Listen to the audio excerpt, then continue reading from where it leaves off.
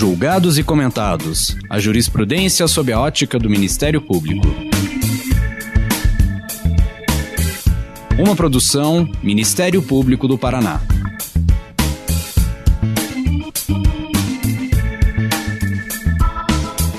Olá, estamos começando mais um episódio do Julgados e Comentados.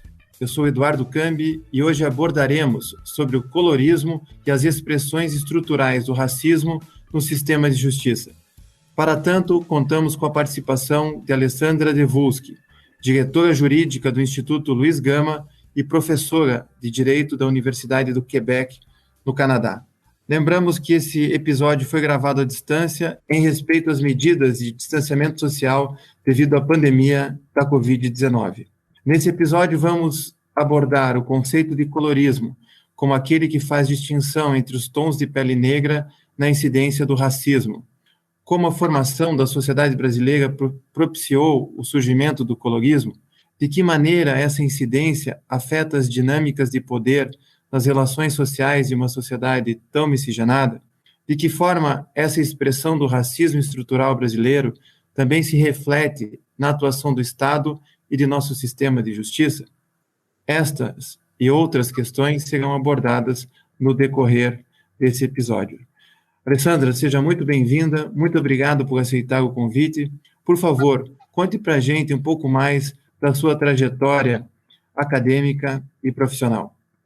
Bom dia, Eduardo. Muito obrigada pelo convite. Sou eu que agradeço de poder estabelecer essa conversa necessária sobre temas importantes, né, da nossa sociedade com o Ministério Público do Paraná. Realmente muito contente de poder conversar com vocês hoje.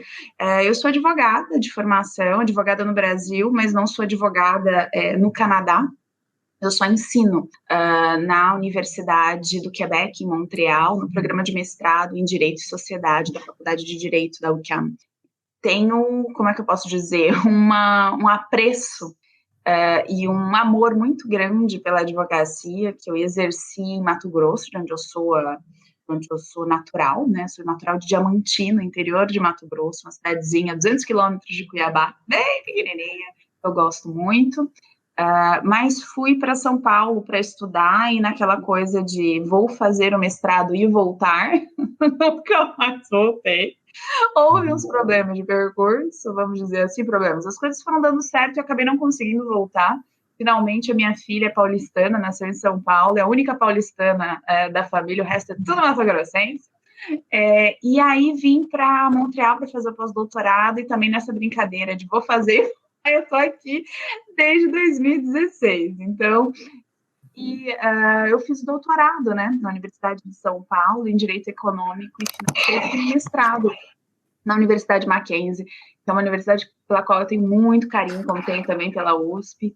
Posso dizer, assim, com muita tranquilidade que o professor Alisson Leandro Mascaro é um dos grandes filósofos, né, do Brasil, é alguém que sempre foi o meu mentor, né. O professor Alisson é um farol, assim, na minha vida. Então, todas as decisões que eu tomei de fazer o mestrado no Mackenzie, depois o doutorado na USP, vir para Montreal, para o Canadá, para fazer o pós-doutorado, tudo, eu fiz as consultas necessárias com o Alisson.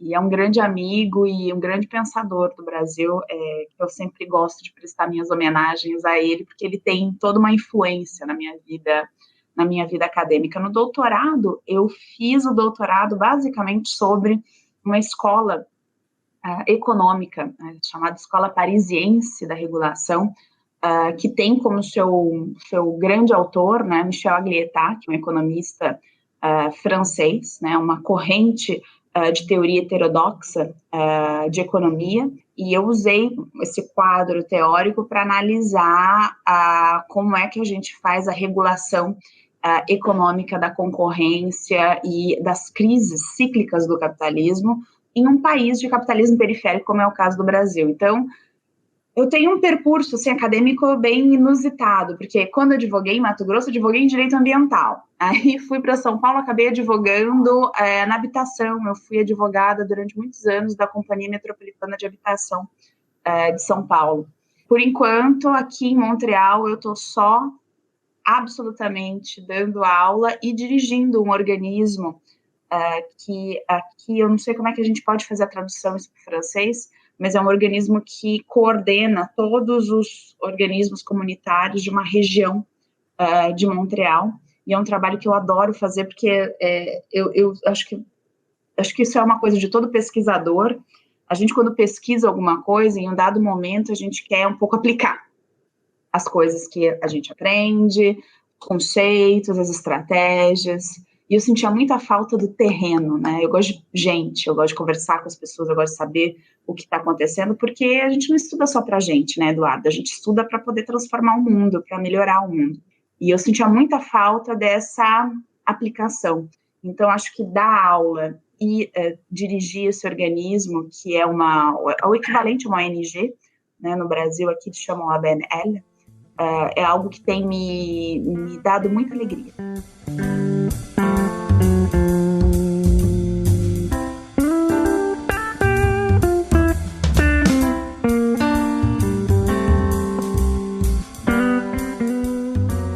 Alessandra, agora no dia 25 de maio de 2021, fez um ano da morte do George Floyd nos Estados Unidos.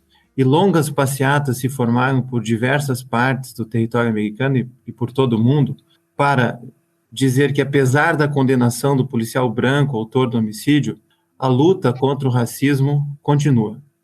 A pergunta é, por que o racismo é o grande tema da luta dos direitos humanos na atualidade? Sua pergunta, ela me interpela em tantos pontos que eu vou tentar decortiquer, como é que eles falam isso? Vou tentar um pouco fragmentar a resposta para tentar buscar em cada ponto um ponto de conversa. Porque sabe, Eduardo, quando as imagens, a primeira vez que eu vi as imagens do George Floyd, já tinha mais de 24 horas que tinha viralizado. Como mulher negra, eu confesso que existem certas imagens que eu já não consigo mais ver, porque elas têm um impacto psicológico em mim, e isso não é algo que acontece só comigo, sabe? Eu tenho ouvido isso muito das pessoas que pesquisam ou que trabalham com direitos humanos ou com a questão antirracista. A gente está hipersaturado dessas imagens que nos desumanizam. Então, até por uma questão de autopreservação, eu prefiro ler a descrição e não ver o vídeo para saber do que se trata.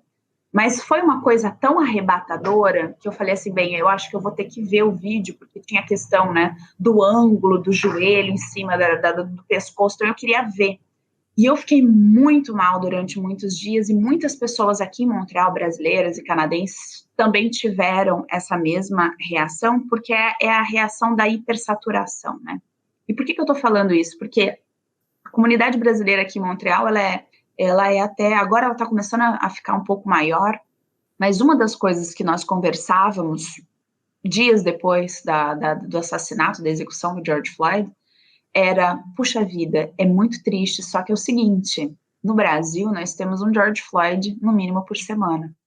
Essa insensibilidade que a gente cria é quase que uma crosta de proteção que a gente vai criando para poder viver em um ambiente que desumaniza uma grande parcela da população, que no Brasil equivale a 56% da população.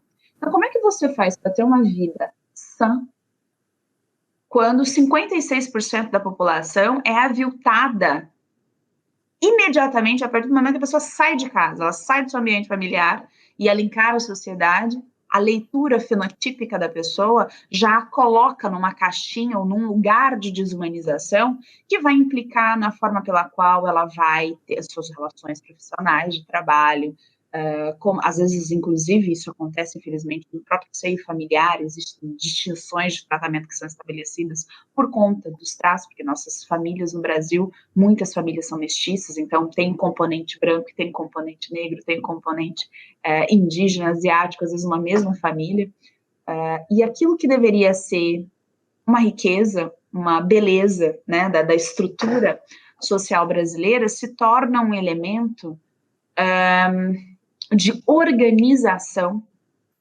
das superexplorações que acontecem. E eu acho que esse é o ponto. Por que a questão a questão racial hoje é um elemento chave dentro de toda o conglomerado, né, de conceitos e de aspectos dos direitos humanos. Porque a questão racial, ela atravessa todas as relações que são estabelecidas, porque, por exemplo, se nós estamos no continente americano, seja no norte ou seja no sul, nós estamos falando de territórios que sofreram um processo de colonização. Se nós estamos na Europa, nós estamos em um território no qual a maior parte dos países participou ativamente da invasão e da colonização durante séculos de populações, seja no continente africano, seja no continente americano, das populações indígenas. Então, em todo lugar do globo, e obviamente na África, com toda a subjugação que aconteceu, na Ásia também nós tivemos processos de colonização extremamente violentos, né? Portanto, a questão racial é uma questão que está necessariamente ligada à ideia de hierarquização racial, que é o fundamento dos processos de colonização. Então, não há como nós falarmos de direitos humanos em 2021 sem compreender como é que nós hierarquizamos sofrimentos, corpos, narrativas, direitos. Porque o primeiro pensamento, quando uma pessoa negra vê uma imagem violenta em relação a uma pessoa igualmente negra, é o de pensar se aquele pescoço, se aquele rosto, dizendo, eu não consigo respirar, eu não consigo respirar. Em termos de humanidade, um dos sentimentos, um dos mais importantes para a gente estabelecer relações, e isso é a neurociência que diz, não sou eu, é a capacidade de se associar ao outro, de se ver no outro, né? A empatia é muito isso também, né? De se perceber como igual ao outro. E como todos nós, sem exceção, de uma ponta a outra, somos oriundos de processos coloniais que deixam marcas e que estabelecem maneiras pelas quais a gente interpreta o mundo e a gente interpreta as pessoas, nós estabelecemos hierarquias entre nós, que às vezes são conscientes e às vezes são inconscientes, porque simplesmente decorrem de uma reprodução daquilo que a gente aprende em casa, daquilo que a gente aprende no sistema escolar, e infelizmente, em alguns casos, daquilo que a gente vai aprender nas universidades, né? Não é assim tão antigo, né, Eduardo, quando a gente pensa, por exemplo, na eugenia, né? Nós tínhamos cátedras de grandes universidades, na Sorbonne, na Universidade de Roma, que tinham linhas de pesquisa com pesquisadores pagos para explicar o porquê que o tamanho da caixa craniana de um africano indicava biologicamente que ele era menos apto ao trabalho intelectual e mais apto ao trabalho no campo, ao trabalho braçal, né?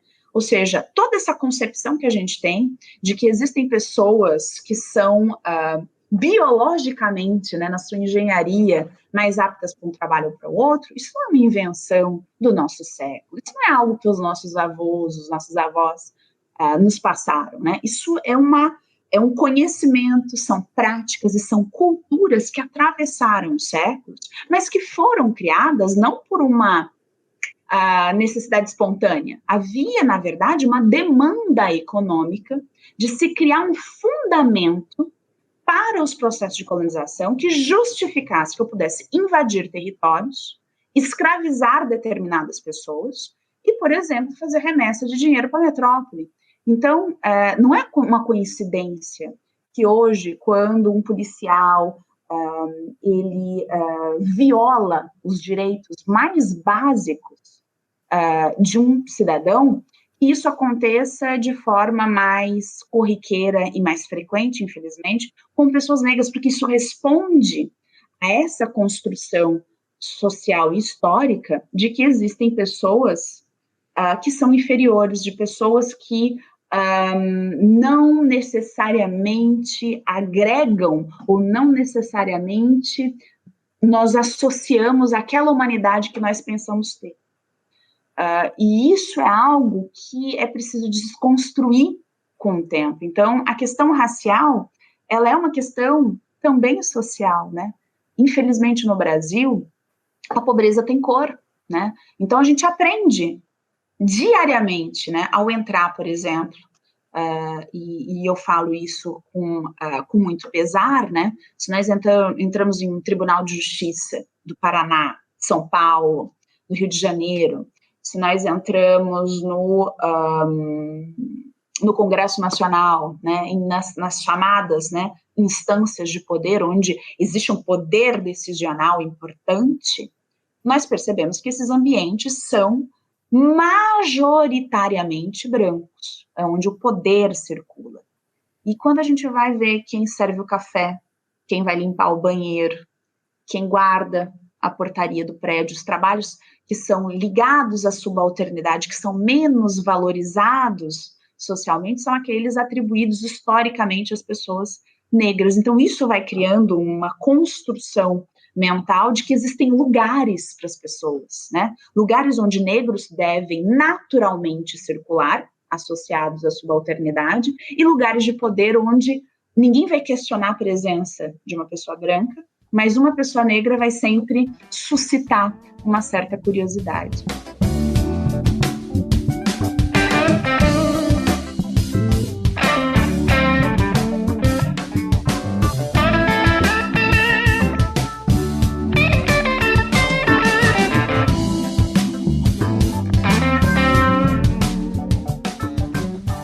Alessandra, a diáspora negra tirou 18 milhões de africanos do continente para serem escravizados. O Brasil foi o país que mais recebeu negros e foi o último país do mundo a abolir a escravidão. Recentemente, o governo brasileiro, no dia 12 de maio de 2021, ratificou a Convenção Interamericana contra o Racismo e todas as formas de intolerância. Em que medida pode-se afirmar o compromisso do Brasil com a superação do racismo, principalmente esse racismo estrutural de que você está falando? Eu acho importantíssimo o fato do Brasil ter ratificado o acordo. Eu acho que isso é mais do que obrigação, isso é uma constatação de uma necessidade de uma luta que está, inclusive, constitucionalizada, né, Eduardo?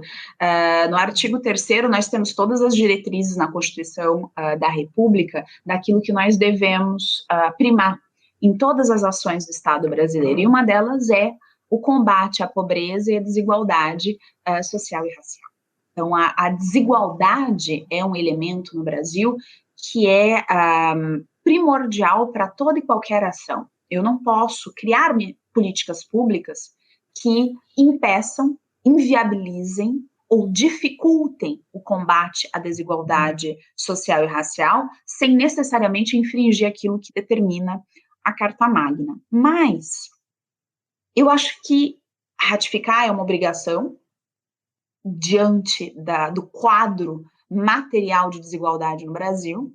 Contudo, o mais importante no combate à desigualdade racial, no combate ao racismo no Brasil, são medidas práticas. Quando eu digo medidas práticas, são medidas que efetivamente criam mecanismos que facilitam o acesso à educação, que facilitam o acesso à empregabilidade, que facilitam, o acesso a habitações dignas. Então, isso faz parte do arcabouço de direitos que são os mais fundamentais, né? Para pessoas brancas, para as pessoas negras, mas, geralmente, pessoas brancas não têm essa dificuldade inicial no processo de aquisição ou de exercício de direito, porque elas são lidas como anormalidade, né? O Frantz Fanon, que é um autor que eu gosto muito, é um autor que justamente indica o quanto para nós normalizamos o que é ser branco e nós normalizamos o que é o estereótipo do que pensamos ser associado à condição de ser branco. Então, é o normal. Ser branco é o normal. Exótico é não ser branco, né? Exótico, né? Aquilo que sai da normalidade, aquilo que é um pouco alienígena, aquilo que é externo, aquilo que é diferente. E por que eu estou dizendo isso? Porque normalizar a negritude do Brasil com 56% da sua população negra, é normalizar o fato de que nós precisamos criar mecanismos práticos para ontem, para que essas pessoas não sofram mais tantas dificuldades, acesso a empregos que são valorizados, acesso à educação de uma forma igualitária. Mas, por exemplo, apesar de nós termos ratificado a Convenção Interamericana contra o Racismo, a lei de cotas das instituições de ensino federal, que é a Lei 2.711, né, de 2012, ela perderá a validade em 2022, né, ou seja, ela precisa ser renovada pelo Congresso. Isso está, se eu não me engano, no artigo 3º. Por quê? Porque a política de cotas é uma política temporal. Ela não estabelece um benefício eterno. A política de cotas, ela precisa se estabelecer, ela precisa ser mantida enquanto a desigualdade material, enquanto houver uma desigualdade racial que graça na sociedade. Então, o Estado é interpelado, não porque ele é bonzinho, não porque ele está fazendo favor, mas é porque é a obrigação, né, inclusive uma obrigação que é oriunda da Constituição Federal, de criar políticas públicas que permitam um acesso que é um pouco bloqueado por questões materiais, de ensino, às vezes, de vulnerabilidade socioeconômica. Então, eu diria que hoje uma das grandes urgências é efetivamente permitir que a política de cotas continue. Por quê? Porque ela não cumpriu a missão ainda. Ela ainda é pertinente, ela ainda é necessária. E todo o nosso trabalho, Eduardo, é para que um dia ela não seja. É para que um dia nós tenhamos, de fato, condições materiais equivalentes de brancos, negros e indígenas, se quiserem um dia fazer a faculdade de medicina, de engenharia, de comunicação, de história, de direito, né, de medicina, que essas pessoas simplesmente possam sonhar. Porque hoje a maior parte das pessoas pobres, negras, periféricas e faveladas no Brasil, e infelizmente essa não é uma condição intrínseca ao Brasil, como eu havia dito, essa é uma condição intrínseca a todos os países que viveram um processo de colonização, seja porque foram colonizados ou porque foram colonizadores, existe uma distinção muito grande de distribuição de oportunidades.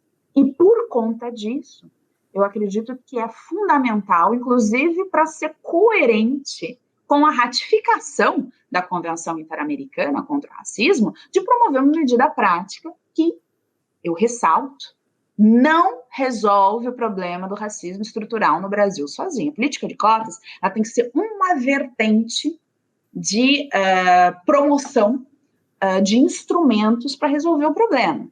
Todo problema complexo demanda soluções complexas, né? Como diz o Pierre Bourdieu, que é um sociólogo francês que eu gosto muito. Então, eu não posso achar que eu vou resolver o problema do racismo com educação popular exclusivamente, porque eu preciso de medidas práticas. Mas, ao mesmo tempo, eu estabelecendo cotas, isso também não resolve o problema de que o professor, de que os colegas em sala de aula vão continuar olhando para essas pessoas negras como pessoas que não deveriam necessariamente estar ocupando aquele lugar, porque para elas se naturaliza o lugar da subalternidade.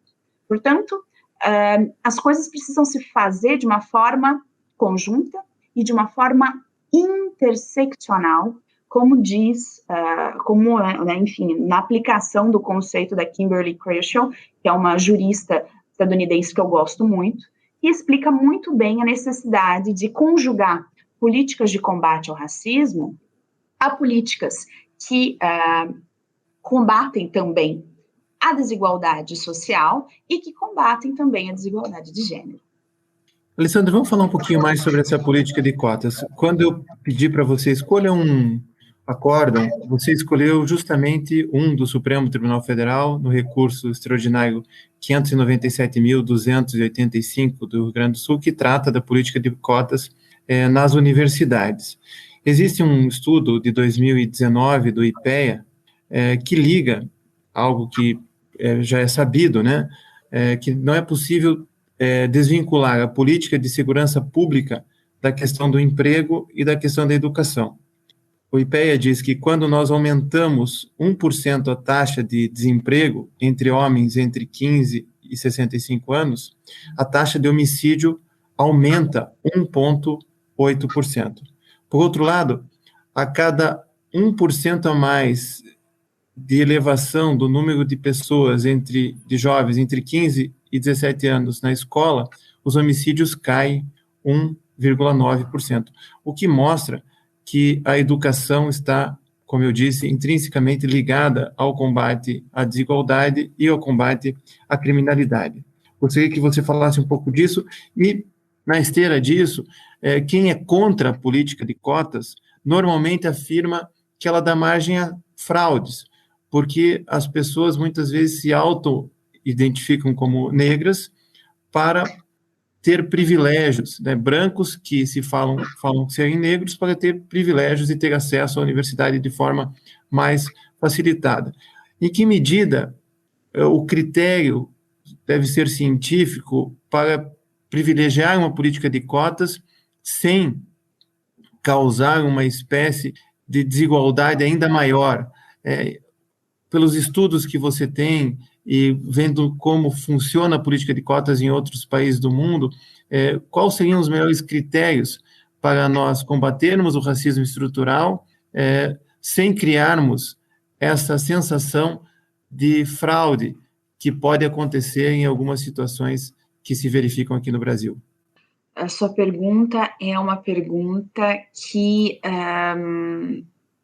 me toca muito, porque, veja bem, quando eu terminei quando eu fiz o meu mestrado, quando eu terminei meu doutorado, eu não, justamente o julgamento, né, a gente estava falando até agora há pouco da DPF 186, né, a política de cotas ainda não tinha sido constitucionalizada, né, eu não, como mulher negra, eu não pude utilizar da política de cotas, mas eu, certamente, se estivesse à minha disposição na época dos meus estudos, eu teria feito utilização da política de cotas.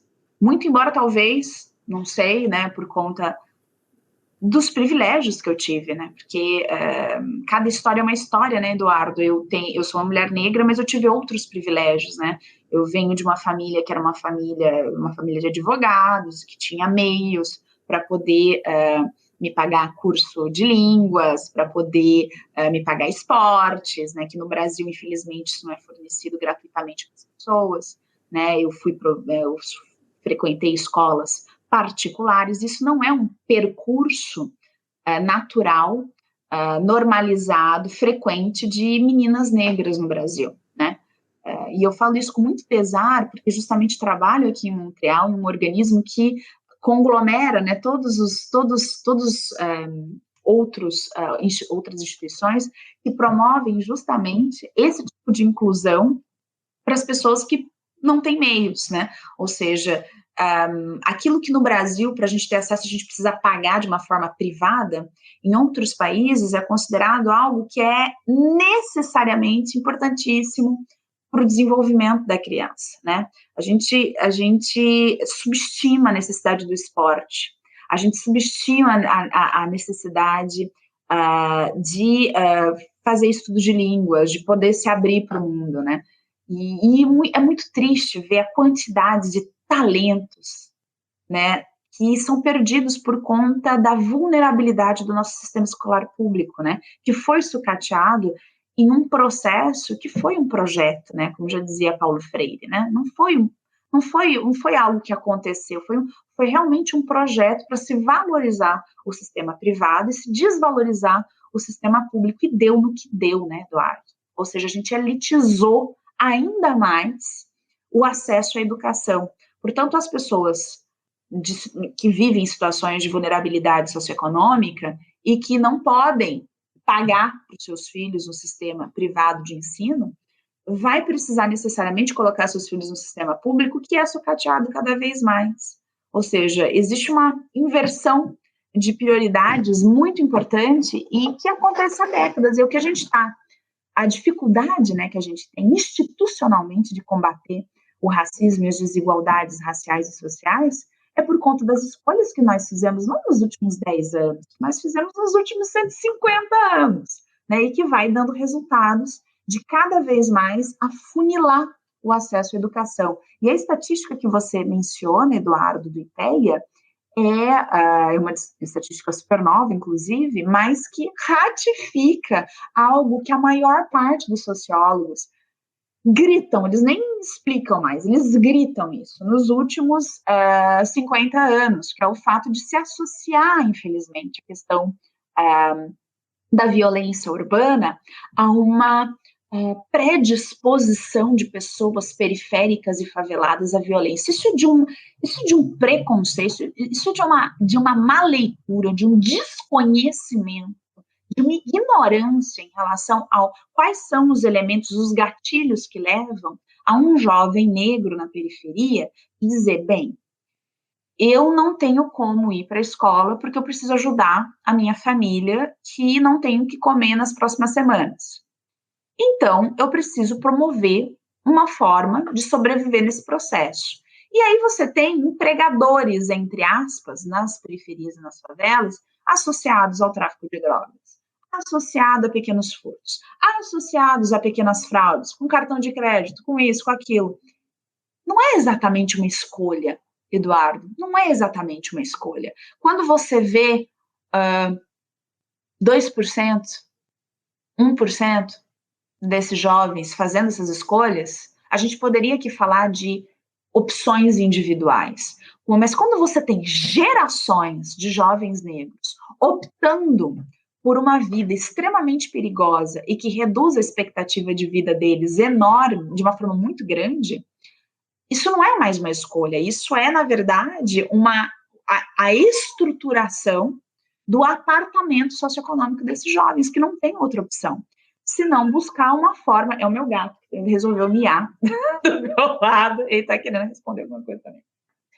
E esses jovens, de uma forma ou de outra, eles não podem serem, como é que eu posso dizer isso, julgados, né, por conta das suas opções, se o Estado e se a nossa sociedade não permite que eles tenham a opção de ter uma vida diferente. Então, eu acho que a associação da questão da escolarização com a violência doméstica, o IPEA mostra isso muito bem na atualidade, mas essa é uma associação que é feita desde Florestan Fernandes, né, há muito tempo, desde a década de 60, e eu poderia ir até mais, eu poderia inclusive ir até mais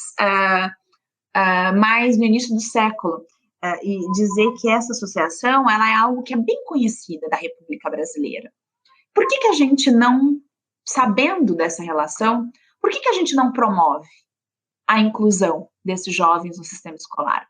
Porque isso significa dizer dar a opção de que pessoas que foram marginalizadas historicamente pela sociedade possam disputar, e aí é realmente disputa, é competição, com paridade, com igualdade de condições, com pessoas que naturalmente acham que pertencem a esses círculos de poder. Então, aquela anedota tão terrível, né, das pessoas que diziam, o aeroporto agora, meu Deus, parece uma rodoviária. É uma anedota que, para mim, fala muito desse arquétipo brasileiro que a gente precisa, em um dado momento, tratar, né? E é tratamento mesmo, porque a questão colonial no brasileiro é tão forte que a gente realmente acha, né? A gente se sente deslocado quando pessoas racializadas, pessoas negras, começam a frequentar ambientes. É como se houvesse alguma coisa fora do lugar, né? Então, essa anedota da questão do aeroporto mostra o quanto, dentro do arquétipo do brasileiro, existe um incômodo na partilha, no compartilhamento das oportunidades. E esse arquétipo precisa ser quebrado.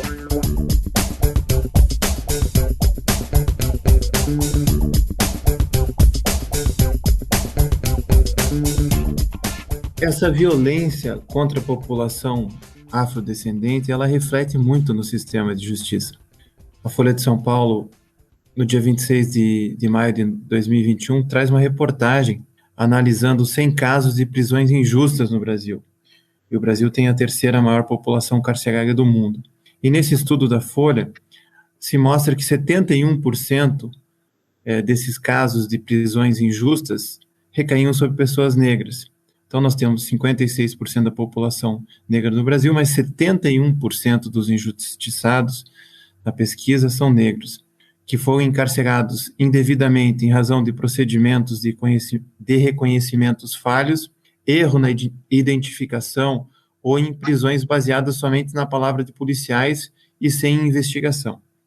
A pergunta é: o que é preciso fazer para combater o racismo institucional no sistema de justiça brasileiro, onde o Brasil já foi diversas vezes condenado pela Corte Interamericana de Direitos Humanos em razão da violência policial?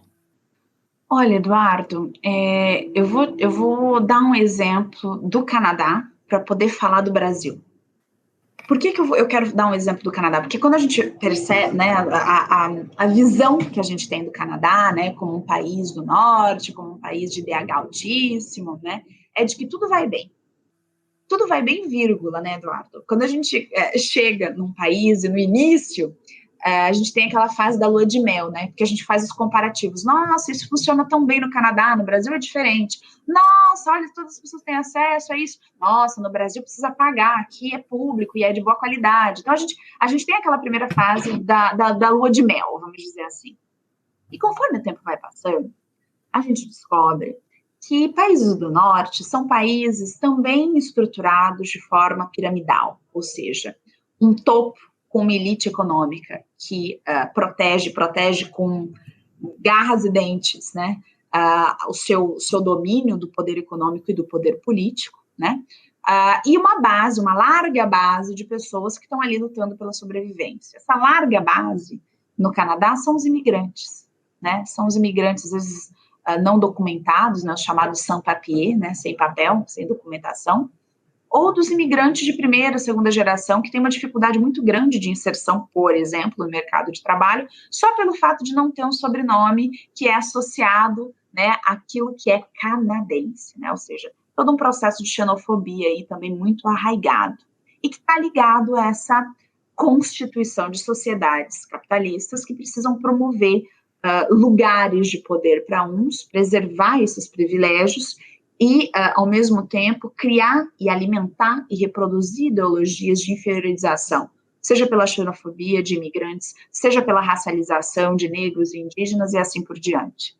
Então, o Canadá, que foi um país que teve dupla colonização, né, eles foram duplamente não sortudos, né, eles tiveram a colonização inglesa e a colonização francesa. Eu estou no Quebec, que é o único estado aqui do Canadá que fala francês, e aqui o processo, como foi também no lado anglófono, foi um processo extremamente violento contra os indígenas, né, que aqui eles chamam de autóctones, né, essa First Nations, as primeiras nações, né, os povos originários da terra, e um processo extremamente genocida, e hoje a população indígena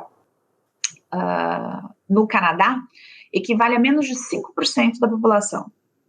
Mas quando nós analisamos o sistema prisional canadense, eles têm uma super representação, eles são mais de 30% da população carcerária, né? Ou seja, isso indica muito bem que existe um problema também estrutural aqui, de vulnerabilização e de precarização da vida dessas pessoas, que obviamente leva a que essas pessoas vão ingressar no sistema carcerário com mais facilidades. Nós tivemos um caso muito chocante, tem o quê? Tem 1 mês e meio, né, que inclusive criaram o chamado princípio de Joyce na justiça canadense. O que é o princípio de Joyce? Ele está ligado à morte de uma mulher indígena que se chama Joyce Echaquan, que foi internada num hospital, estava com dores abdominais e ela teve uma reação alérgica a um medicamento que foi aplicado, e ela avisou os médicos e as enfermeiras: olha, não me apliquem isso, eu vou morrer, eu sou alérgica. Eles, é uma indígena, é uma drogada, ela não sabe nem o que está falando. E ela ficou tão desesperada, Eduardo, que ela ligou o celular. E ela começou a gravar, mesmo ela começou a convulsionar, mas o celular continuou gravando, e você ouve as enfermeiras dizendo as coisas mais desumanas, mais preconceituosas que você pode dizer para um ser humano que está ali com dor, pedindo ajuda. E ela faleceu. Só que ela teve o instinto de fazer o vídeo, e ela fez um Facebook Live. E aquilo se espraiou. E, infelizmente, ela faleceu, mas ficou muito claro que a morte dela foi uma morte causada pelo preconceito. Por quê? Porque a mentalidade do canadense é de que os indígenas são pessoas com problema de álcool, são pessoas que não gostam de trabalhar e que são pessoas que se drogam, né? A pessoa não pode ter um apendicite.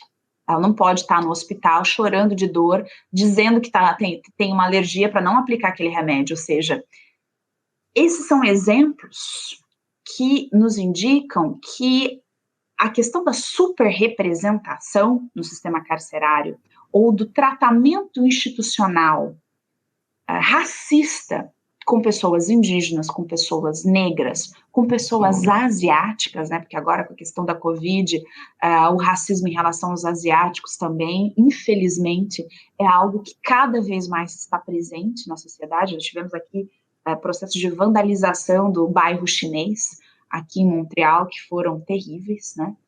E eu acho que isso indica muito bem o quanto essa superrepresentação de pessoas racializadas no nosso sistema é só a ponta do iceberg, porque isso indica que o Estado e a sociedade brasileira, a sociedade canadense, a sociedade americana, a sociedade francesa, a sociedade inglesa, eu poderia dar exemplos de cada um desses países que estão associados, porque elas têm a mesma raiz, que é o fato de que nós, e quando eu digo nós, eu me incluo, sabe, Eduardo? Porque todos nós fomos sociabilizados em ambientes onde havia uma hierarquização racial. Então, desconstruir esses vieses que nós temos é um processo de educação, é um processo de compreender de onde vem, porque é só compreendendo de onde vem que a gente consegue criar mecanismos para combatê-lo que sejam eficientes. Então, a superrepresentação nos processos penais no Brasil indica somente que, por exemplo, os aparelhos escolares em bairros periféricos são menos atrativos a uma criança de 12, 16 anos do que, por exemplo, um grupo criminoso que promete uma renda mensal para aquele adolescente que está ali querendo, às vezes, ajudar também a família a pagar o aluguel. E eu acho que isso fala muito do tipo de sociedade que a gente quer construir. Então, quando a gente analisa esses dados, são dados difíceis de se interpretar, são dados que nos dão um reflexo da nossa sociedade que é muito feio, que é muito doloroso, mas em um dado momento a gente precisa agir. Então, é claro que todos nós estamos sujeitos à violência urbana. É claro que todos nós não queremos que as pessoas morram por bala perdida, que as pessoas não morram por latrocínio, né, que a gente tenha uma sociedade com menos crimes. Mas se efetivamente é isso que a gente quer, toda a sociologia brasileira, toda a sociologia mundial explica que onde eu invisto em educação, eu diminuo a criminalidade. Portanto, são fenômenos que precisam ser abordados nesse contexto global.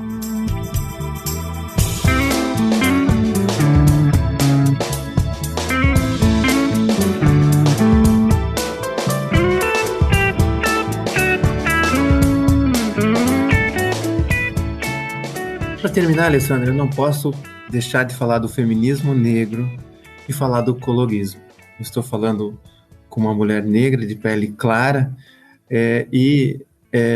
existem estereótipos muito fortes de que a mulher negra da pele escura está apta ao trabalho doméstico, enquanto a mulher negra da pele clara muitas vezes é sexualizada, né?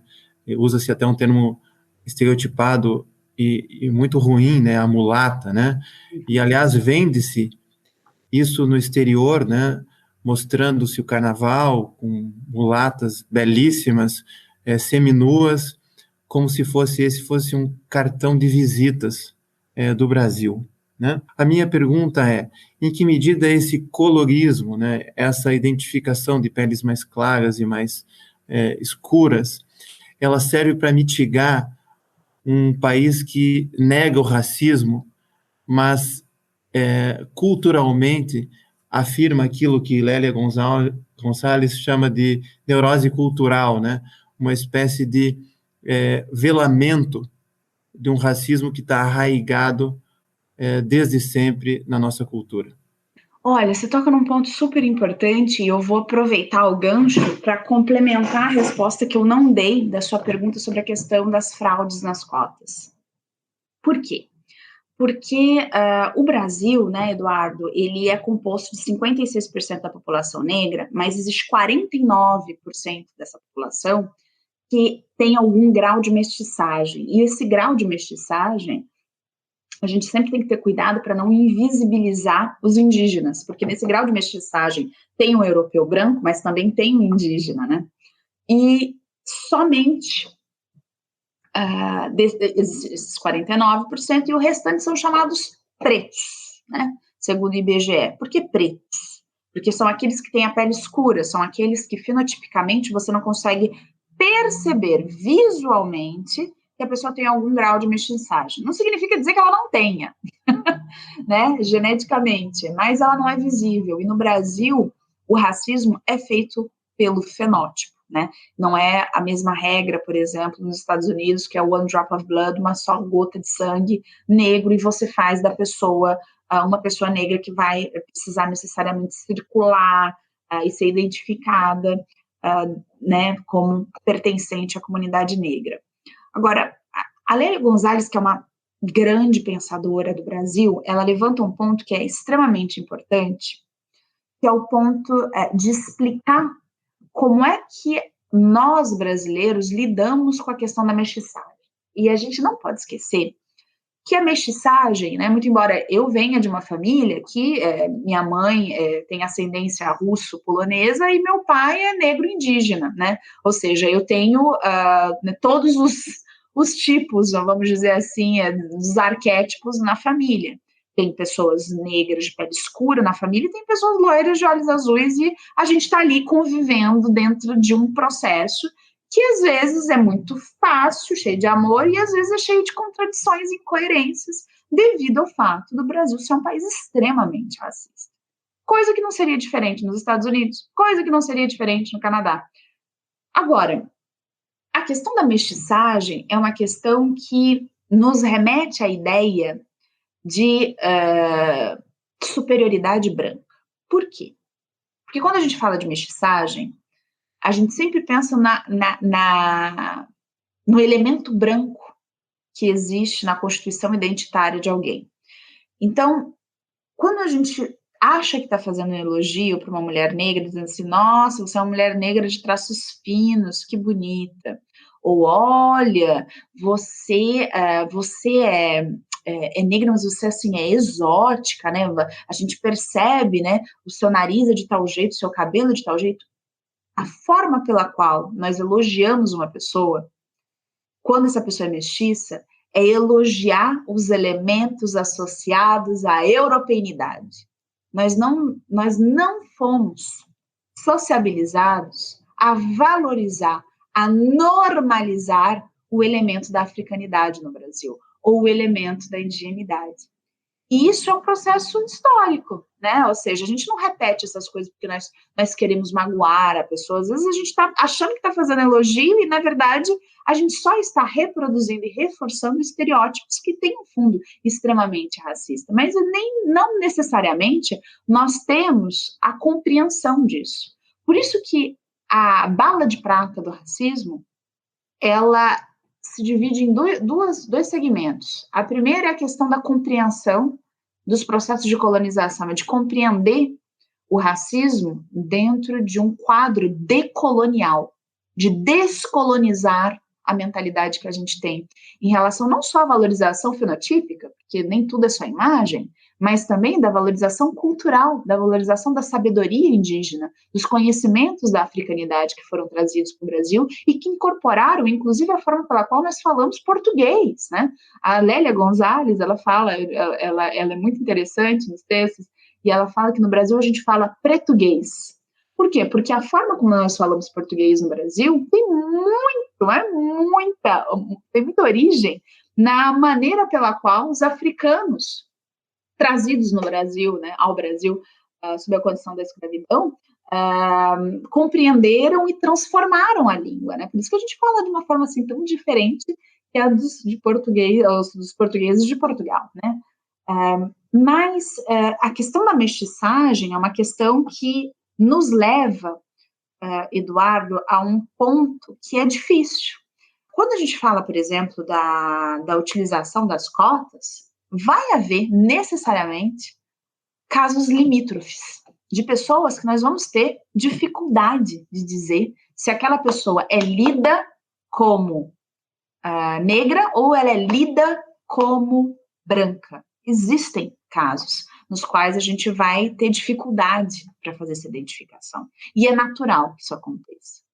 Mas fraudes, quando alguém que é lido como branco, que viveu o privilégio de ser branco em uma sociedade extremamente racista como é a do Brasil, e que intencionalmente quer fraudar o sistema de cotas para se utilizar de um benefício que foi dado para uma reparação histórica à comunidade negra, ou seja, está usurpando um direito de alguém, isso é crime. Fraude, né? A fraude, ela é um ilícito. Portanto, fraudes se combatem com processos, se combate com investigação. E é por isso que em todas as universidades nós temos o quê? Nós temos bancas de revisão da autoidentificação. E isso é primordial de ser dito. Porque, senão, seria muito fácil. Eu me autodeclaro, sou lá, loiro, eu me declaro negro, vou me formar em medicina utilizando a cota, mesmo tendo frequentado, por exemplo, escolas privadas ou tendo tido todos os benefícios relacionados à minha identificação racial no Brasil. Por isso que a gente tem as bancas de revisão, né? Ou seja, é possível fazer a denúncia e existe a revisão. Agora, todo sistema que cria um benefício, sempre vai haver alguém que vai tentar fraudá-lo, e isso é da natureza humana, né?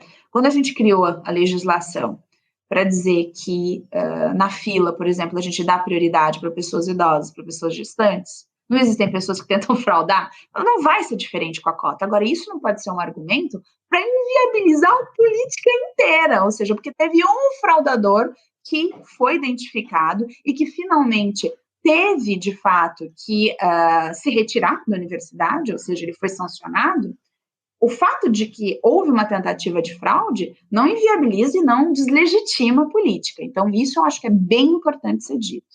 Agora, a questão da mestiçagem no Brasil, Eduardo, é uma questão muito sensível, porque valorizar a mestiçagem, eu acho que não existe tanto problema nisso. O problema é a gente valorizar a mestiçagem só de um lado.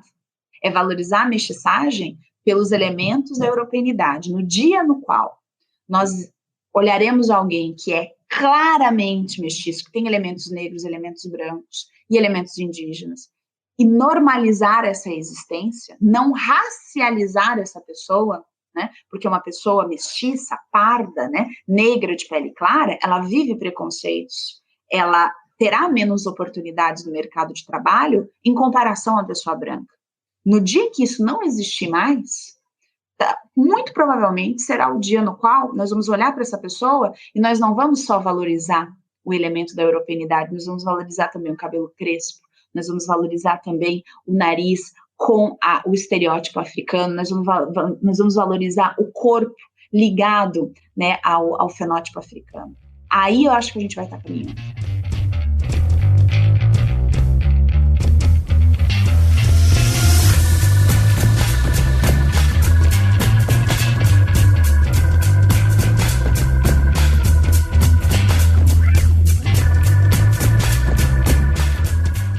Alessandra, muito obrigado por essa conversa.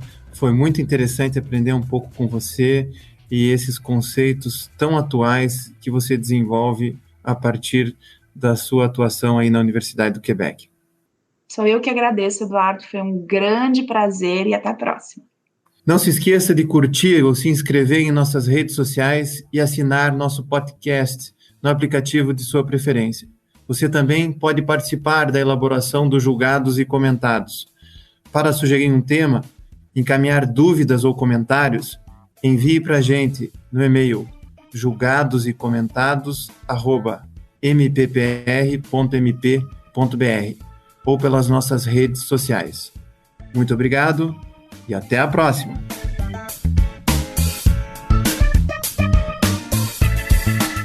Uma produção Ministério Público do Paraná.